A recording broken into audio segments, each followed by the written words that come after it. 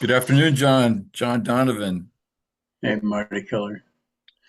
And good afternoon, and welcome to anybody who's watching the Intentional Living podcast. We're glad you're here with us. And this is a podcast that John and I have been sharing and recording for the last 5 years, where we talk about breaking patterns of behavior that show up when in my mind I say I don't want this, and my body goes ahead and does it anyway.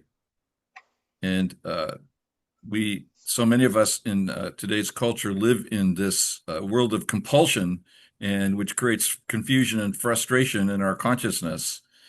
And the intentional living process here that John's developed is a way out of that prison and a way into a spaciousness and openness and a sense of freedom that's utterly different from that world where that I was just describing. And so, welcome. Uh, if you are here for the first time, we especially appreciate you be here. Please subscribe to the channel. Hit the old like button to help us promote this, to get this information out to as many people as we can in the shortest period of time. And so, John, you and I were talking before we got started here about something that we haven't shared on this channel for a while, and that is that the intentional living work has two. I'm going to say this is my words, and if you see it differently, that's cool. But we have Okay. basically two elements. We have a practice, which we call the accountability tree, which is a straightforward way for me to go into my feeling body when particularly when I'm feeling that agitation or frustration of feeling compulsions and not knowing why that's happening, and maybe even getting angry or maybe getting sad because Right. I feel caught in a prison that might be of my own making. So the accountability tree just gets me in touch with those feelings, and in that experience, well, the truth is I'm really afraid, and allowing my body's fear experience to come into my consciousness and maybe even place my hand on the place where I'm feeling that most intensely. For me, it's usually my upper gut, and just feel it, and then ask myself how I want to feel. And then whatever answer is, I want to feel peaceful, I want to feel at ease, I want to feel comfortable, I want to feel safe. To say that in the form of an intention, I intend to feel safe, I intend to feel peaceful, I intend to feel comfortable. So that's the practice, and that's a practice that if you've been part of this work for a long time, it starts to become your go-to practice in all areas of your life. But the second thing is that we don't talk about that much, is that we have a series of what we call principles, and these are ideas or statements that help us understand the value of doing this work and help us get focused on doing the accountability tree practice. hmm Yeah. Things that confront the frame of reference or put a kink in the frame of what I believe I understand, um, and create an opening like nothing ever happens to me, everything happens for me. Like, it's almost like one of those Zen koans, only it's more wordy. Yeah. um, Well, and then, actually, it's kind of pretty simple. Life happens to me, not for me. That's a pretty simple statement. yeah, Um, but it can be koan-ish to someone for whom that's like a what? yeah, yeah. And so today we thought we might revisit some of the principles. I think right now, John, we've got it up to 14 different statements, and Oh, I'm going to put them on the share screen here, and okay. we'll take a look at them, and then maybe have a little conversation about each of them. So it's always takes a little bit of time here in the Zoom world There you go. for the whole thing to show up. Okay, So I don't know, do you want to just start at the top, or is there some that have sort of been in your mind lately that you want to start with? How do you want to proceed? Yeah, well, my thought was go ahead and read them all, and then we'll start back at the top. Okay. So these are not listed in order of anything, except this is just the way we put them on. So like the first one is not necessarily the primary one, it's just the one that showed up first. So Right. the last one is as important as the first one. So I'm always getting what I want. It's never about the other person. The issue is not the issue.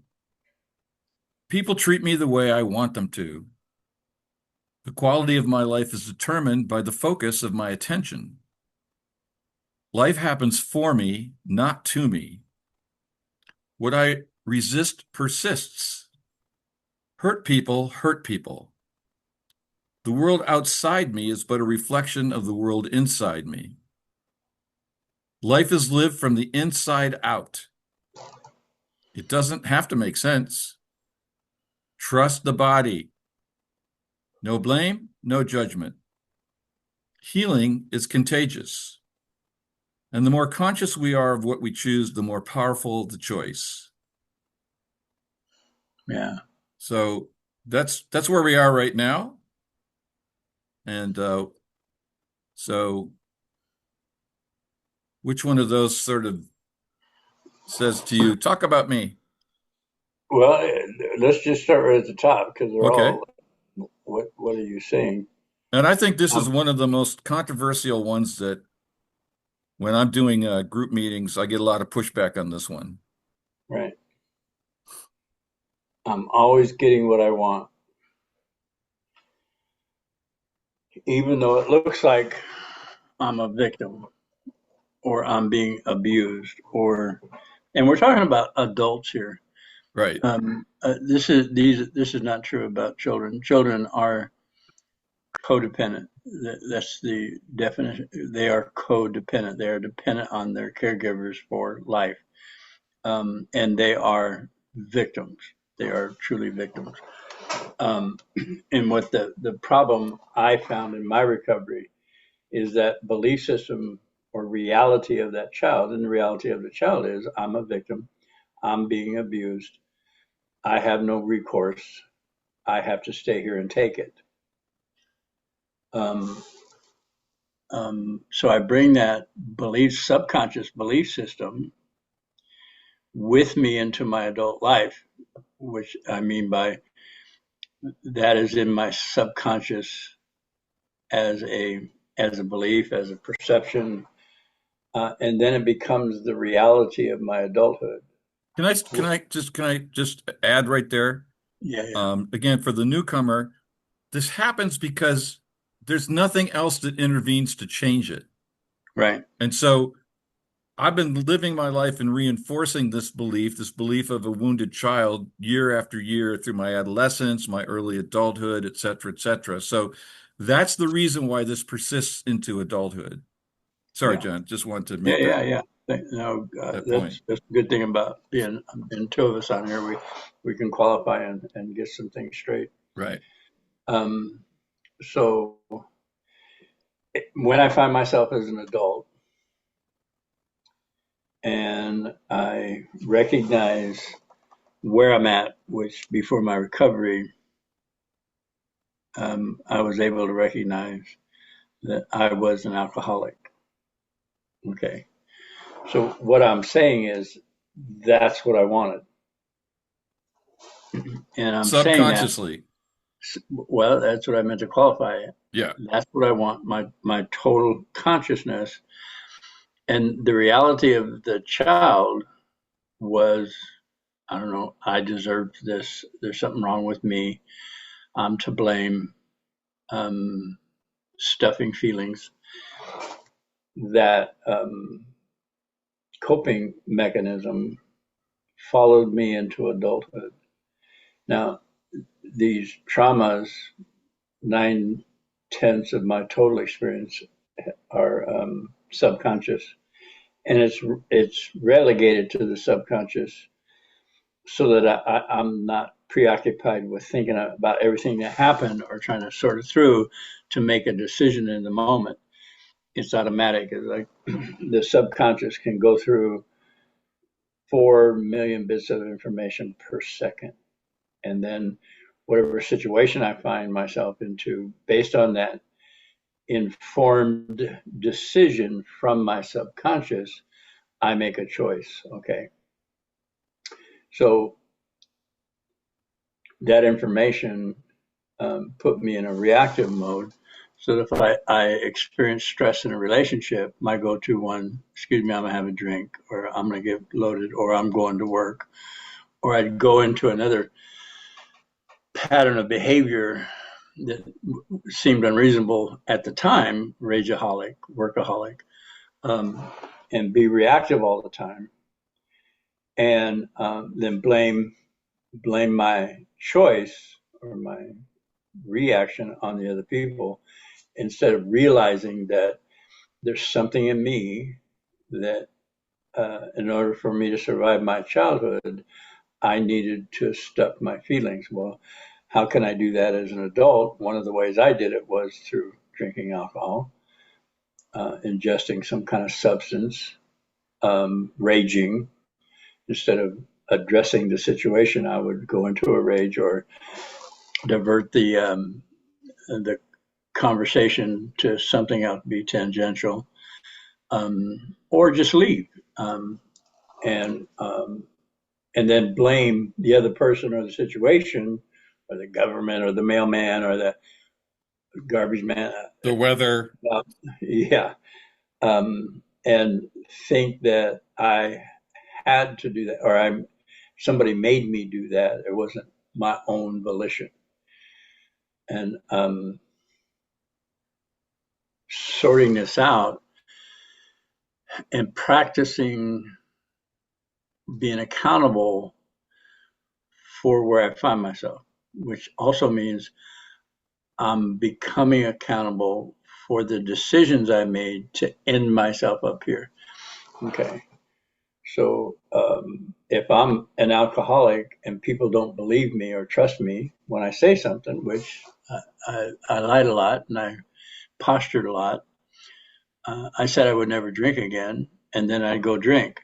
So I'm always getting what I want. I'm finding myself in a place where people don't trust me. How in God's green earth can I want them to not trust me when I'm so advocating for like getting them to trust, saying what they want to hear? When the truth is, I didn't trust myself as a child. So to validate that, sub, I manifested in real life, real time, adult life, not trust. So that's what I needed to survive. That's how I survived my childhood, was by not trusting myself, looking to other people for compliance or to comply. Um, there's another word I'm Validate. looking for. Validate their reality of me that I was a burden or I did it wrong, and rely on their interpretation. So I got reinforced I was wrong or wrong. So as an adult, the way I survived my childhood was by complying. That created the behaviors, and so people don't respect me. Well, um, somehow, some way, that's what I needed to survive, and I'm creating it in my adult life. And there's probably more examples. I don't know if that example was clear. Um, Well, I just wanted to add that again, just for the newcomer, that entire process that you just described was not a conscious process. correct. This is just we could almost call it like just reactive in the moment. We Yeah. reacted in the moment to defend ourselves from some kind of pain. The pain could be the pain of being attacked, called names, being diminished, being not trusted. Right. It could be We could react against physical violence, somebody hitting us, somebody pushing us, those Hmm. things. And so, I mean, even in our adult lives, if somebody just reaches out to us, we react without thinking. Right. But when we're little kids, we don't even have the power to think or analyze. So all of these, we use these words now because as adults, we can look back and reflect on what happened. Right. But part of the reason this is so powerful is because it all happened before we could think about it. Right. And therefore it became part of our nervous system and our brain structure. That's why it's so difficult to, at least initially, to change these things because they're part of our body. They're not just some disembodied feeling or idea floating around us like a halo. Right. No, they're in our bodies. Right. In our tissue, in our cells. Yes. And see, this speaks to the other one of the other things that came to my mind is hurt people hurt people. So what happened to me in my childhood, I simply recreated as an adult for my children. Even though I said I didn't want to do it, I was going to do it different than my dad and mom. I found myself saying the same kind of things they said, doing the same kind of behavior they did. My father was an alcoholic. I became an alcoholic. My father was violent, dismissive, coercive. He went from emotional, verbal, screaming, yelling, verbal, physical violence. I said I'd never be like my dad, and I was emotionally and verbally and sometimes physically violent to the people around me, especially the ones that I loved the most. It's like, this is crazy. And that pattern repeated itself. So,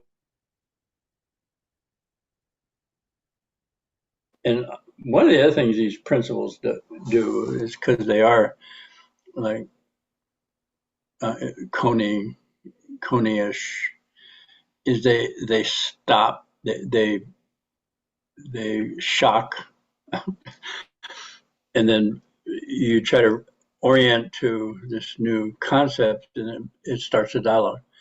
And in that dialogue, I can look at where I find myself, and then own all the choices that got me here consistently in this pattern of behavior, in the perception that people made me.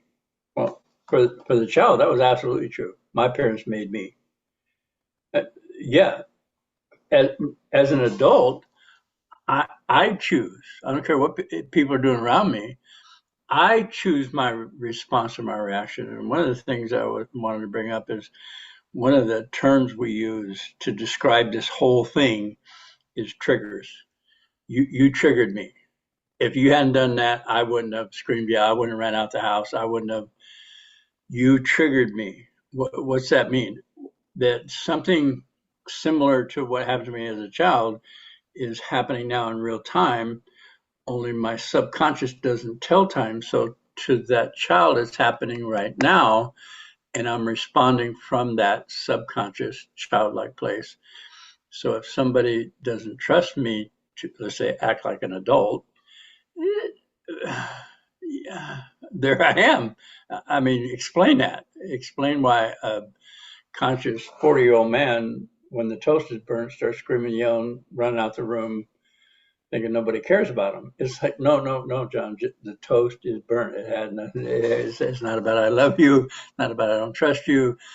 Simply the toast is burnt. Let's address the issue. Um, like, is it the toaster? Is the setting?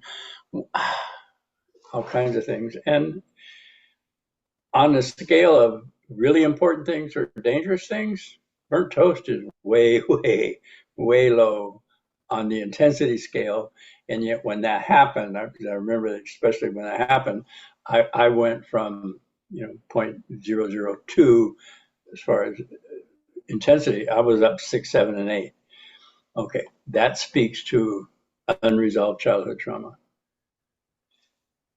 Another reason that the principle, I'm always getting what I want, has value, is it helps it helps detect the truth behind behaviors that seem or results that seem unexplainable. So, give you an instance. I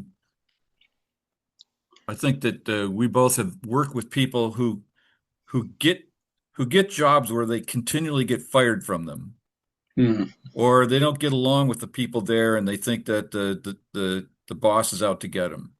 right. And so, the thing about seeing these things as patterns could help us at least say that it's some part of me wants to be in that kind of job situation, Yeah. or the one that I've shared many times with you on this podcast about myself, about being in debt, piling up big debts, Yeah. and freaking out, and somehow never getting out of debt. And so you said to me in a meeting, would you be willing to consider you like being in debt? Or here we use the language here, you want to be in debt. So I'm always getting what I want. So in my conscious mind, it's like, hell no, hell no. And yet it continued to happen. It Yep. wasn't it wasn't just a one-time thing. Anybody can have a one-time misadventure. Yeah. Yeah. But when it keeps happening over and over again, Yeah. then chances are somewhere in our subconscious, we want this to be happening. Yeah. And then that, as our good friend Dan Gutierrez would say, that's the good news if we're willing to see it as information without blame or judgment. No, Right. it's information. It's just a truth of my life. I'm having debt over and over again, and therefore, in some ways, I want that because I'm attracting it to myself, and I'm making it happen, even if I'm not doing it consciously. Or it validates what you were told. I don't know what you were told as a child, but something I would have been, that I'm not responsible, that I'm impulsive, Right. and so the going back into debt over and over again would prove that that's true. And that's subconscious. It's not even in your consciousness, and you're proving yourself right. Mine was not being trusted to keep my word. It's like I swore up and down, I'll never do that again, or I'll never drink it.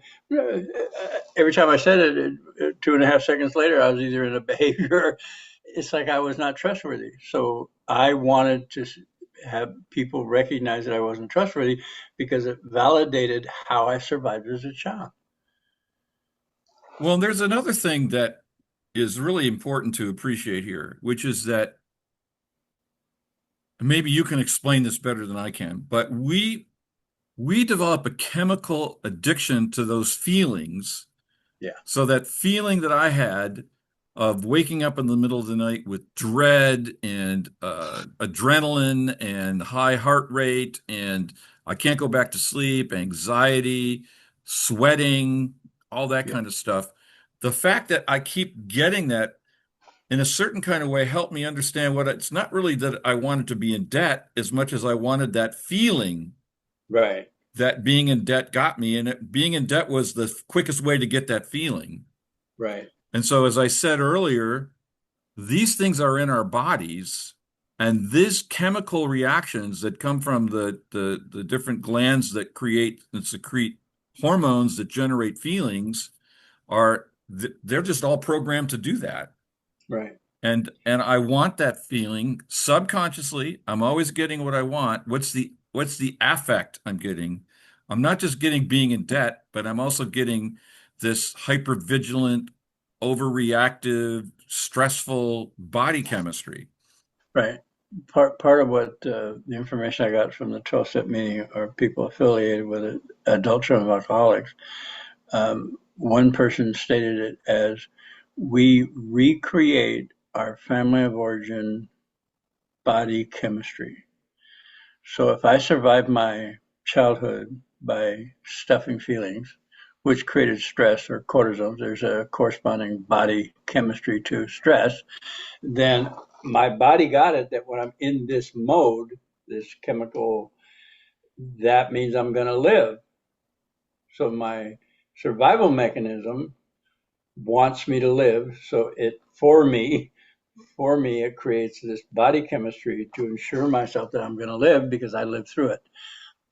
um, and feelings of gratitude, belonging, um, uh, being accepted didn't create that body chemistry. So when I did was with people who wanted me to feel belong, wanted to accept, wanted to include me, I saw that as dangerous and or boring and or I would create chaos in that situation or posture in a way that they would think I'm lying, so that the body could recreate that chemistry so that I could survive. That makes no rational common sense. And yet that's where I found myself over and over and over and over again. So I've come to know that my body, the body, when the body says no, and there's another one, Body keeps the score. body keeps the score. The reticular activating system, which is part of the body survival mechanism, is designed to keep me alive. And if I survive stress, then it's going to produce that for me again so I can survive. And then that becomes addictive. Then that Yeah. becomes that's what I'm seeking, is this stress feeling or this I'm wrong feeling that produces adrenaline and all the other, I don't know, the kind of cortisoids, steroid, whatever the Yeah. stress are, Adrenaline. adrenaline, so I could survive. Yep. Okay. And that's why they're saying I'm always getting what I want to start this conversation so that I become more informed, more aware of what's happening internally. Well, All the it's also why the initial um, few years that most of us go through in battling addiction or going through a 12-step recovery or intentional living, we sit there and go, this thing is cunning, baffling, and powerful. right. And it's cunning and baffling in part because it's physical. It's in the electrochemistry of our body or the Mm-hmm. biochemistry of our body. And so Yeah. even when our conscious mind goes, I'm not going there, our body goes, I want to go there. Yeah. Check out. You are. Yes, you're going to go there. Yeah. I don't care what you say. You're going to survive, Yeah. and I'm And going to make sure survival's you not an option for a human survive. Is not being. an option.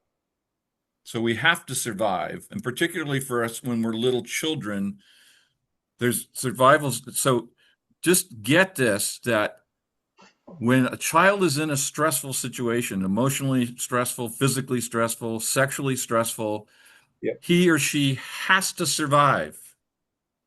It's not we're built to survive. Right. And so whatever stressful situation, it can be a minor thing or it can be actually life-threatening.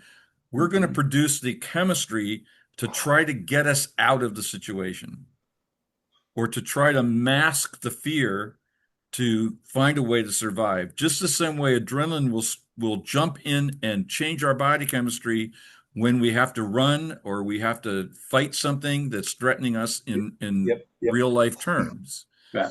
Yeah. And so when we say to wrap this up as we're coming to the end of our time together here, when we say we're always getting what we want, it's really important to appreciate we're not saying we always get what we want, we're getting what we want consciously. As you said here, and as we've shared here, this is almost always about what's going on in our subconscious mind experience and in our body chemistry. That our conscious mind, because as you said, it's not 10%, it might even be less than 10% of our entire mind, our entire inner experience.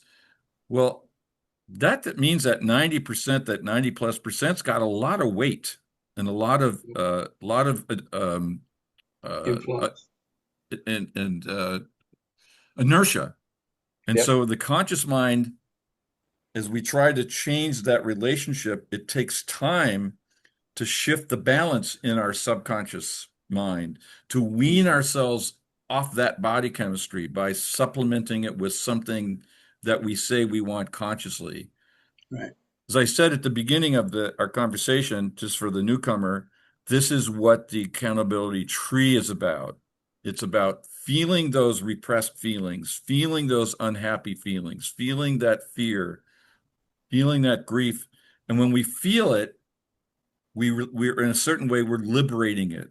We're Yep. liberating it from the body chemistry. We're just letting Yep. it finally complete, because all emotions go through the body and they complete if we just let them. Right. And as little kids, we couldn't let them. Something intervened and we had to squelch them. So Right. in the accountability tree practice, I feel what I feel. And now that I've liberated myself from that, I can say what I want instead. Right. Now the body's chemistry, when I'm feeling at peace, when I'm feeling comfortable with myself, is different from the stress body chemistry. And so we're just creating new body chemistry through conscious intention. And that's in essence what we do with the accountability tree. Yeah. So maybe we can go over some more of these principles next week. Because as you can see, this is this is this is pretty powerful stuff, and it's worth taking the time to go into the implications of what these simple little sentences say. I'm always getting what I want. It's a simple sentence, but there's a lot of information that led to creating that statement. Right. Before we wrap up, I just want to let everybody know that we do this work in group practice. John and I talk about it here, but we actually facilitate group meetings where people can actually work the accountability tree, bring those stressful, particularly those patterns of behavior that we find ourselves in, like the thing I said about I want like being in debt, or other things that recur that your conscious mind goes, I don't want that, and they keep showing up anyway.